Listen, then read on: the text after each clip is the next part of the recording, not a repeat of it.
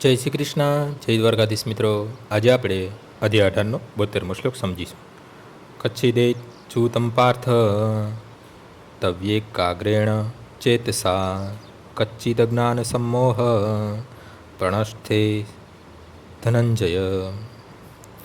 હે પૃથાપુત્ર, હે ધનંજય, શું તે આ શાસ્ત્રને એકાગ્ર ચિત્તે સાંભળ્યું છે?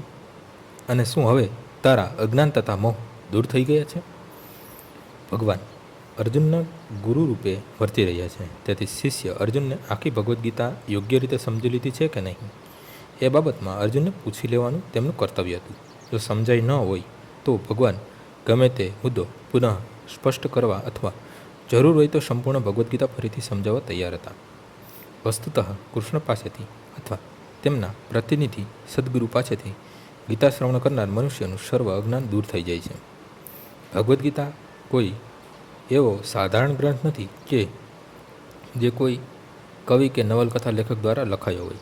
તે તો સ્વયં પૂર્ણ પુરુષોત્તમ પરમેશ્વર કહેલ છે. જે ભાગ્યશાળી મનુષ્ય આ ઉપદેશોને કૃષ્ણ અથવા તેમના સાચા આધ્યાત્મિક પ્રતિનિધિ પાસેથી સાંભળે છે તે નક્કી મુક્ત પુરુષ થઈને અજ્ઞાનના અંધકારમાંથી બહાર નીકળી જાય છે. આજનો શ્લોક અહીં પૂર્ણ થાય છે.